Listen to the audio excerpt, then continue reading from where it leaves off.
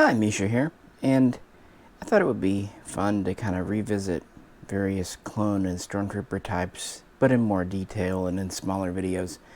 I've done overviews, but wanted to focus in, and I already did the Jet Troopers recently, but this is one I've been wanting to do for a while, just haven't had the time or energy, and it's one of the first types we really see in Star Wars in A New Hope. But it's also carried over to some of the newer films like Rogue One, or Rouge One as some people write it. The Sandtrooper, which is considered a specialized, although not elite, Stormtrooper variant. And we have basically the three types here, including one I haven't shown on the channel before. We have the standard patrol version, Foot Trooper. We have the so-called heavy trooper, and we have the rather obviously named dewback trooper variant. Very similar, but kind of kitted out slightly different. And of course, these are all 6-inch from the Star Wars Black Series. Let's dive in. Because of the backpack, I'm not even going to try to put this guy on the spinny thing. Yeah. This is the second release in the blue line because he has the black pauldron. The original orange line release was the orange pauldron. So let's start there with the pauldrons just to differentiate. Black, he's the standard grunt, the standard trooper. And then you get to orange, and he's a squad leader. Typically a squad was 7 guys. And then you get to white, and he is the sergeant. So we, of course, see these originally on Tatooine, but ostensibly they would be on other worlds. And they're a little bit different from your standard Stormtrooper. They have a different helmet. The chest armor is slightly contoured. It's a little bit thicker in the chest. And the connectors and little areas are a little different, lacking some ribbing. They also have a slightly different shape to the knee pad. Now, in universe, this is basically modified Stormtrooper armor. It has, quite obviously, climate control built into the glove under the suit. Also, in the helmet, although there's varying reports of how successful the climate control is. And maybe more importantly, it has sand filters, dust filters, which explains why the helmet respirator is kind of a different shape. But generally it is Stormtrooper armor. One other thing, because they are wearing the backpack, there's not a thermal detonator above their butt. And also, fun fact, for I'm sure most of you know, what we think of as thermal detonators today originally were going to be lightsaber holsters. But anyway, speaking of the backpack, this is the SD-48 Survival Pack, and it's pretty much standard issue because it features everything someone going out into the desert will need. It has extra water, it has food rations, it also has a water vaporizer to kind of condense out of the air something. It also has an impromptu emergency shelter. And it has long-range communications gear and extra energy cells for the suit, weapons, what have you. And it's configurable to some extent. It also has this extra pouch here that comes over the shoulder, which in the real world was a surplus World War II submachine gun pouch, but in universe would be what carries extra ammunition for the E11 blaster. And there are basically 4 main weapons that we see Sandies with. The E11, of course, the standard medium blaster for Stormtroopers. And this guy has the T-21. This is an interesting gun, and this mold really only comes with the Sandtrooper and variants in the Black Series. This is a heavier repeating blaster. On its own here like this, it only can fire up to about 30 shots, although they are powerful. But when hooked up to a generator, it's essentially unlimited And it has pretty good range, about 300 meters, which for Star Wars is quite good. But there is the T-21B, which is fitted with a scope, and it has a range of about 450, 500 meters. And they're pretty much capable of sustained fire. The prop in the original film was actually made from a Lewis gun, modified and whatnot. And it slings over his shoulder quite well. I use a little bit of blue tack just to keep it in there, but it fits in this little notch perfectly. So I like to have it slung over him. These are kind of hard to find now. The Sandtrooper, they're a very popular figure. They came with a lot of accessories, total of 3 guns. They have this backpack with them, which is removable, and even this shoulder pouch is removable because some troopers had it.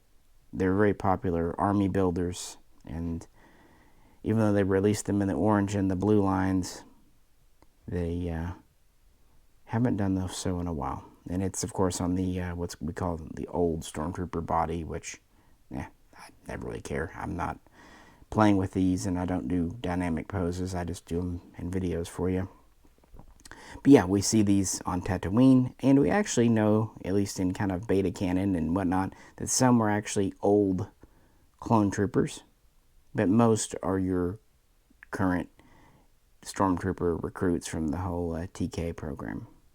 Next up, we have from the Black Series the Jedha Patrol Trooper, and I considered not putting him in here because he's on the newer body and not quite with all the Sandtrooper features like the different helmet, and he does still have the thermal detonator on his butt, although it's mostly hidden by his backpack. But, you know, Jedha was a desert planet, and so he is a version of a Sandtrooper, a desert trooper, and he, generally speaking, looks the part, including carrying one of their oft-standard weapons, the DLT-19, or DTL-19, whatever. This is actually made from a MG34 or MG42, I forget. A German machine gun at any rate. And we see these being carried in A New Hope and also in Rouge One. This is a longer ranged, higher power blaster. Pretty common. It's just a common blaster. We see it not just in Stormtrooper hands, but also a lot of bounty hunters and rebels too. And his backpack is a different variant, still pretty cool. And it does have the antenna for the long-range communications. This guy's set up for kind of long-range foot patrol.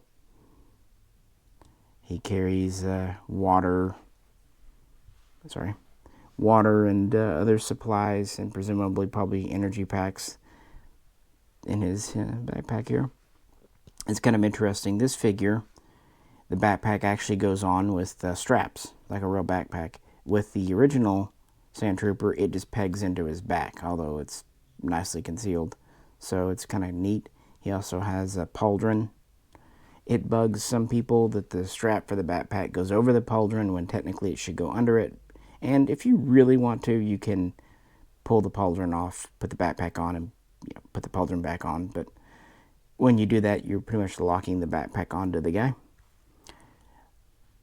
Luckily, this antenna, which might be kind of fragile and breakable, is actually just pegged in. It holds in quite well, but it's a light enough of a fit that if it's getting a lot of pressure, it'll pop off before breaking.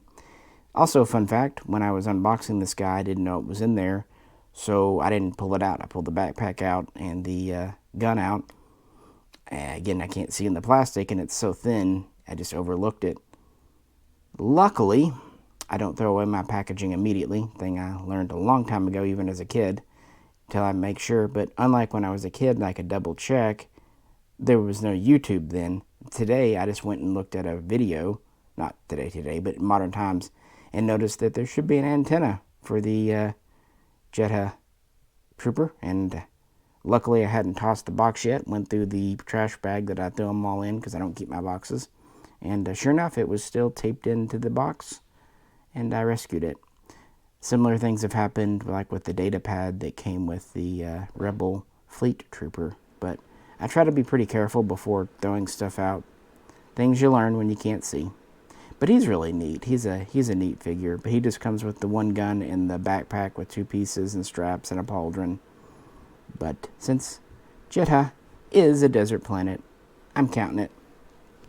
So I think of him as more the foot patrol variant. And this guy, because he came with 3 guns, he's my more heavy trooper. But of course, the one you came to see, Mr. Lizard Man, the Dewback Trooper.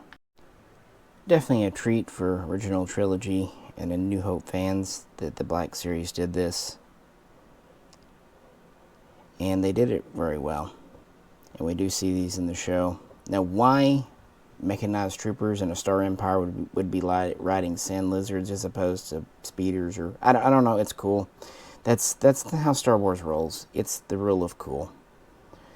The trooper it comes with is pretty much the same, although he does have what is technically a gray pauldron, but I think it's just meant to be like off-white, which would make him a sergeant.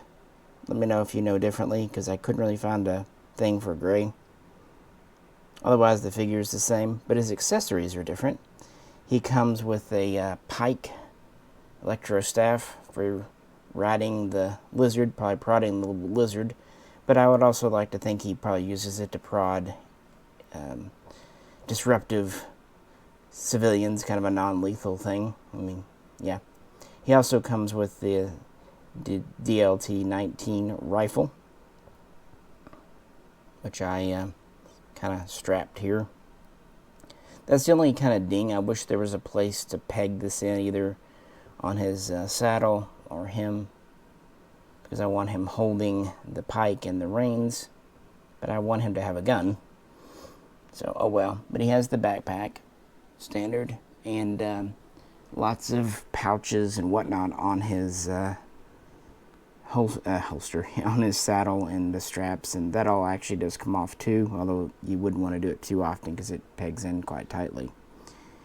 And you would be forgiven for thinking that this Dewback here is just kind of a fixed statue, but he's not. He's quite articulated, more so than the actual props in the show. His tail can move a bit around, and his head can move. But it goes beyond that. He actually has an opening mouth and even a moving tongue inside.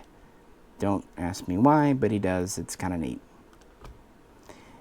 And his feet are quite articulated. They move at the joints and the elbows or knees, but they also move at the claws. And not just the front claws move together, but also the dew claw, Dewback, moves on its own too, which is nice because you can really move his feet to make him very stable on any surface here. He's very poseable. He's a pretty early release in the Black Series. Haven't shown mine to you before. He looks like everyone else's, but he's mine. And you could get this set, Ryder and Dewback, for like $40, $50 back in the day at most. Probably cheaper on clearance some places, but it was a cool little set for as much as it is. And he's heavy. He's not hollow plastic. He's quite solid. Bit kind of rubber coated in some areas. A toy, but also kind of in that line between model and toy. He definitely doesn't feel cheap. I was afraid he would feel like the rides in the old He-Mans when I was a kid. I don't remember the Panther, and yeah, I had the He-Man toys, but I never was much into the cartoon. I was more sci-fi than fantasy. That was me. But what good, honest American boy didn't want to play with mostly naked, muscular men back in the 80s? But yeah, this is the leader of the Sandtroopers, at least a patrol, sitting up on top of a Dewback. And it's kind of the ultimate. This pike is unique to him. Of course, the backpack and the gun come with others. And I don't believe they've released the Dewback since. But it gives him something. I think it's pretty neat. And these would be on any kind of arid planet, desert world, what have you. Just basically a standard Stormtrooper with slightly weatherproofed armor and issued with a special backpack, and maybe given a little bit more selection of guns. One other gun that is seen in A New Hope that we don't have a mold for in the Black Series, as far as I know, is the RTC 97. That was a scoped heavy blaster type dilly whopper, and we need to kind of get one day just so we have all 4 weapons we see these guys with. But we got 3. It's a shame that the T-21 really only comes with the Sandtrooper. I think he might also come with a few of the special ones, like the red one, the Magma Trooper, Lava Trooper, in that Entertainment Earth set. But since those are just repaints, I never picked it up. But yeah, he's neat.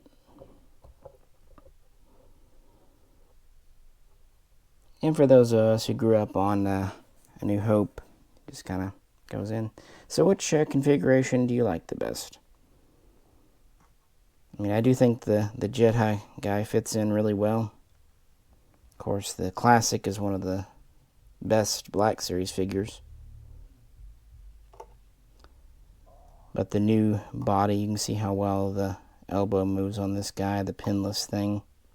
Something to be said for that. I don't know. Troopers are fun. So yeah, I thought we would just revisit the Sandtrooper. Next time we'll go to another one. And hopefully soon, as I said in my recent Black Box, we'll have some new Eagle Moths to talk about, be it Star Trek or otherwise. Anywho, if you could, please like, share, and subscribe. This is Misha. Catch you very soon next time.